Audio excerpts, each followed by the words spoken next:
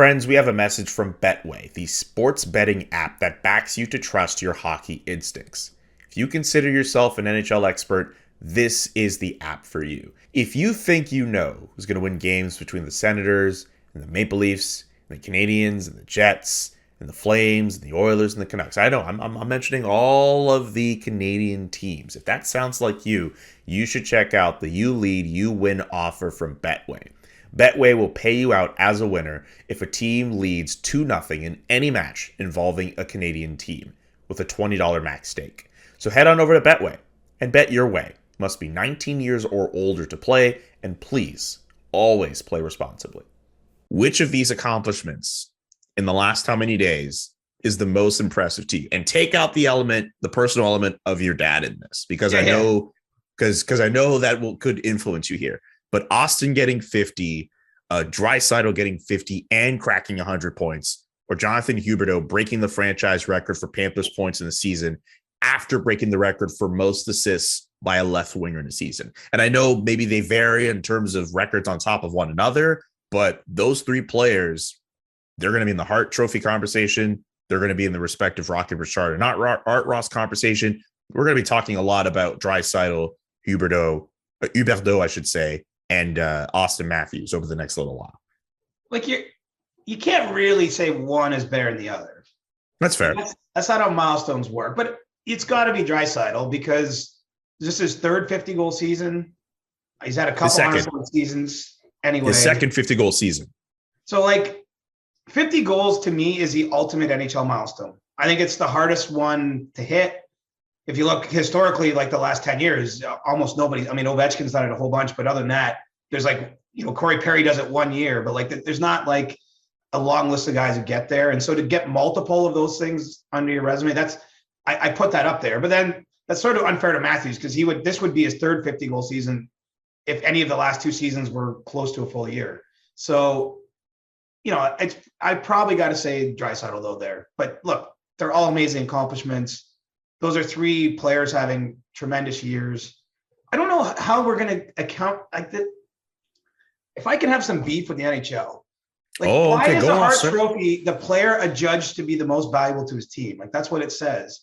How do we evaluate that when you have Draisaitl and McDavid on the same team? Because I'm not hating on either of them, but it makes it muddy, right? Because it almost feels like you can't vote for one in a way because it's they're both so ridiculous.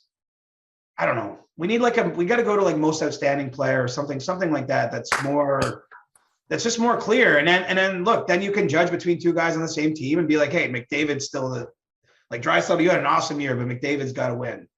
I just feel like it gets muddy where it is in hockey. CFL, the Canadian Football League, great league. They have it right when it comes to just evaluating or giving voters an opportunity to evaluate the best player in the league. There's no, second definition with valuable or people misinterpreting the definition. Most outstanding player. Who's the best player? Yeah. It's straightforward. And it should be what we're measuring when you think about it, or who had the best season even. Who had the best season in this season?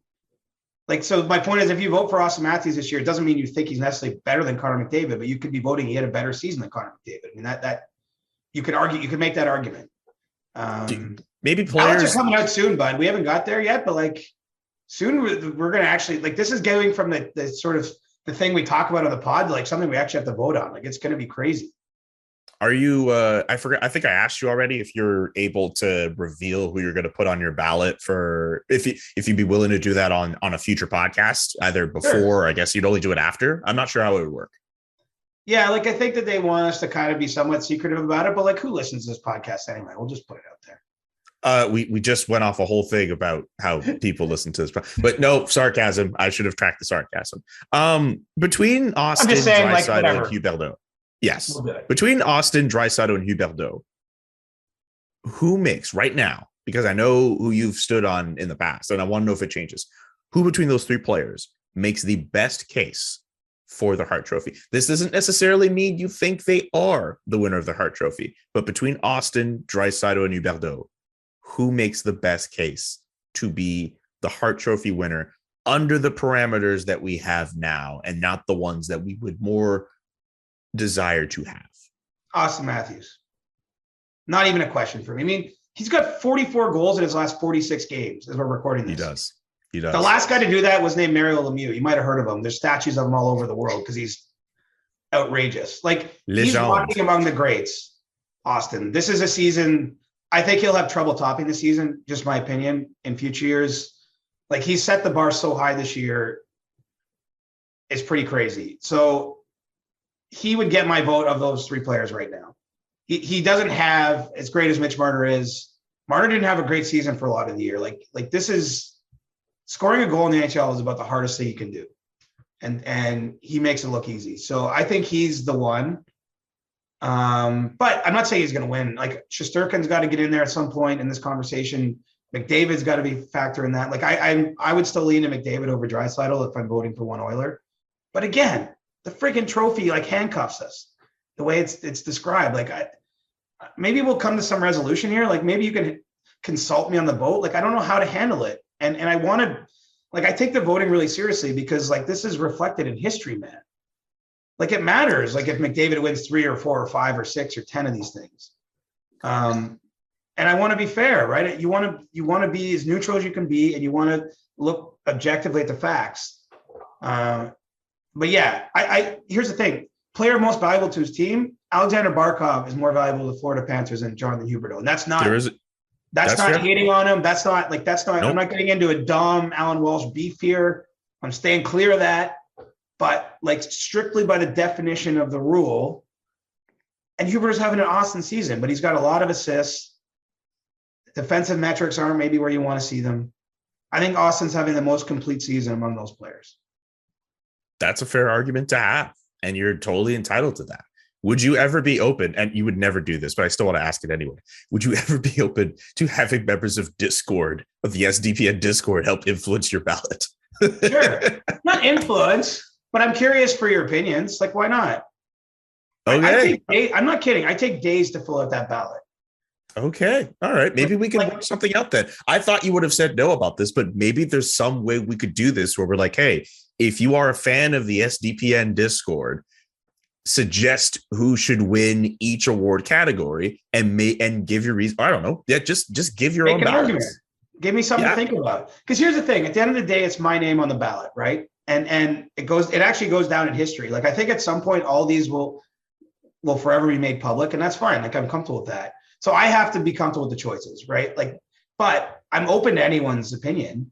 I'm just saying, like, this isn't going to be like popular fan vote. Now I'm voting this guy for the Norris because Roman Josi won a poll on Twitter. Like, I mean, I won't, whoever I put number 1, 2, 3, 4, 5 there is, I'm going to believe in it, but I'm open to all arguments, thoughts, what have you, before I finalize those votes. Okay. I have an idea that I'm going to get going on as soon as we finish recording. You see these player polls that go around. I think we should poll fans of the show who are obviously big hockey fans, obviously watching the Steve Dangle podcast, the Agent Provocateur podcast, Noxie and Cax. Shout out to Cax, by the way, doing her thing at the PWHPA showcase.